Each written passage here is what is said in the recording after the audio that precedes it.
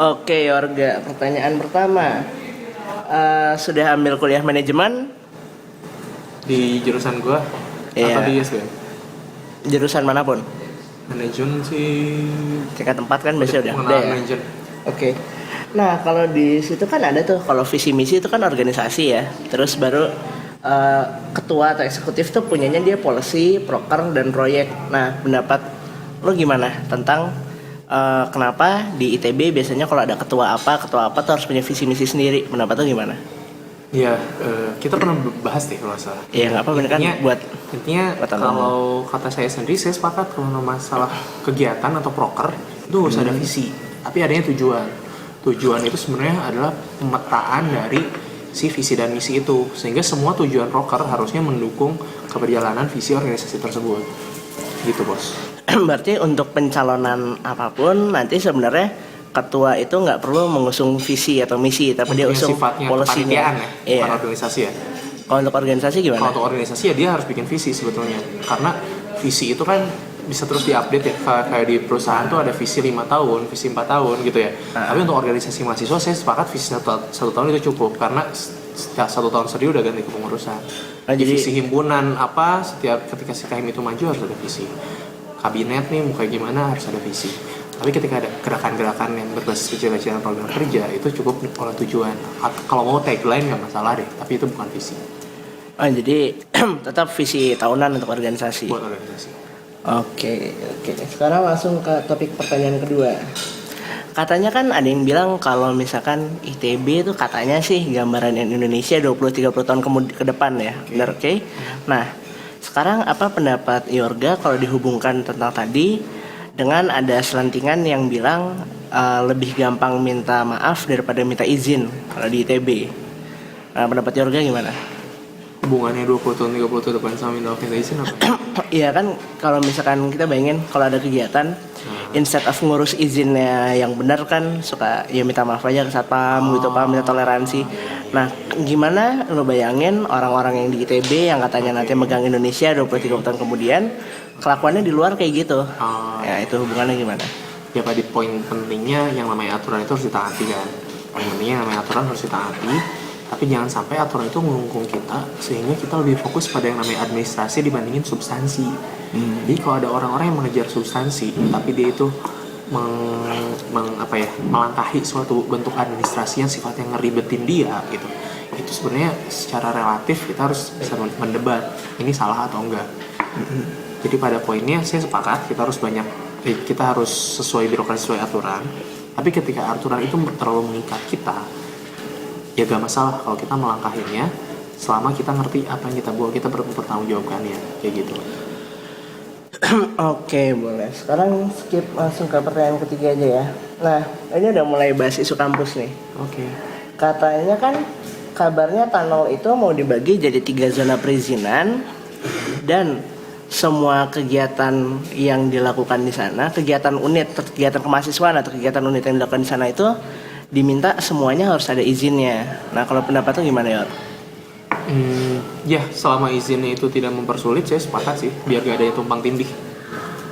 Sebenarnya gini sih, kemarin itu pertama kali kenapa diusungkan jadi seperti ini lagi tunnel itu karena setelah dinilai setelah beberapa lama itu mahasiswa menggunakan tunnel suka jorok gitu pagi, kotor, terus berantakan gitu. Beberapa tuh gimana? Ya selama izinnya simpel, nggak ribet, saya sepakat ada izin. Tapi kalau ternyata itu mengganggu administrasi, orang jadi nggak bisa berkemahasiswaan, jadi nggak usah.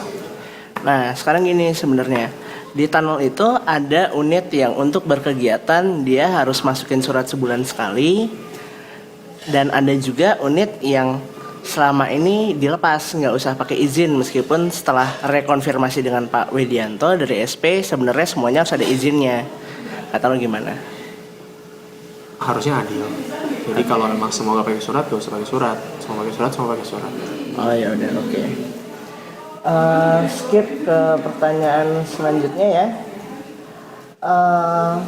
Tahu nggak? Ini kan lagi hot nih bahas gerbang belakang.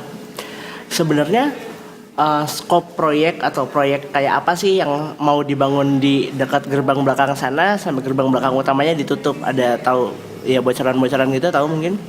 Saya cuma tahu ada pembangunan gedung aja sih yang nantinya akan ada sekitar ya ratusan orang akan keluar masuk, sehingga untuk menjamin keamanan, ini alasan dari rektor ada, untuk menjamin keamanan itu ditutup gerbangnya, nggak boleh ada orang yang masuk. Cuma kalau skop gitu sih kurang tahu. Nah, ini nambahin Mas Sam. Kan tadi Yorga bilang saya menjamin keamanan kan. Sebenarnya dengan ada konstruksi di dalam sana, dari segi safety apakah itu akan berbahaya juga nggak untuk PKL yang sebenarnya jualan di sisi lain gerbangnya? Bisa jadi ya. Nah terus kalau misalnya nih kita doain nggak terjadi ya, tapi terjadi sesuatu pas lagi proyek di belakang dan katakanlah kecelakaan atau emang dia butuh sesuatu yang butuh guncangan tinggi dan terjadi sesuatu pada PKL misalnya karena getaran dia ada pecah atau apa atau sampai kecelakaan parah sekalipun, pendapat Yorga gimana? Ya secara moral itu harus bertanggung jawab. Secara resmi? Secara resmi ya maksudnya secara moral berarti bakal ada santunan dan sebagainya. Saya nggak bahas ini bukan PKL doang loh. Sebenarnya siapa aja yang lewat tiba-tiba jatuhan bangunan terus mati gitu misalkan, ya itu jadi tanggung jawab moral. Walaupun tidak ada asuransi, nggak ada apa namanya, itu jadi ITB wajib bertanggung jawab. Oke. Terus di bawah itu ada pertanyaan terakhir ya. Nah, kalau ide untuk memfasilitasi unit yang nggak bersekre atau yang tergusur nih gimana ya? Sebenarnya konteksnya saya masih sepakat waktu itu sih, walaupun kata Reza dari LK ini udah mengusahakan ya. Saya masih berhusnuzon masih ada sebetulnya ruangan-ruangan ini.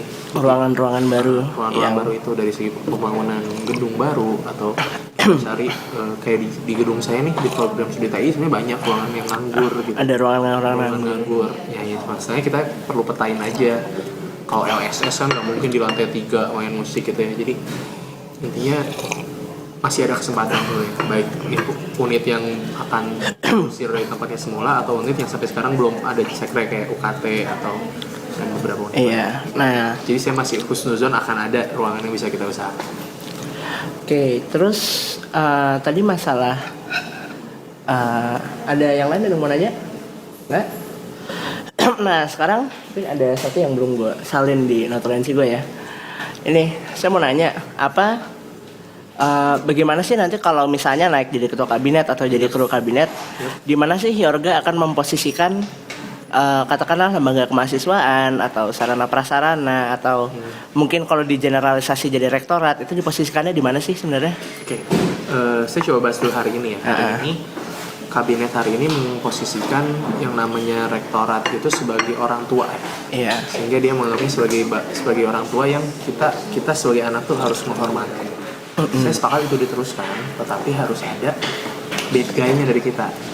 Bagi peran. Jadi siapa yang bertugas mengkaji, siapa yang bertugas melabrak. Jadi jangan sampai alasan sebagai orang tua kita nggak kritis, kekritisan kita dibungkam. Jadi proporsional.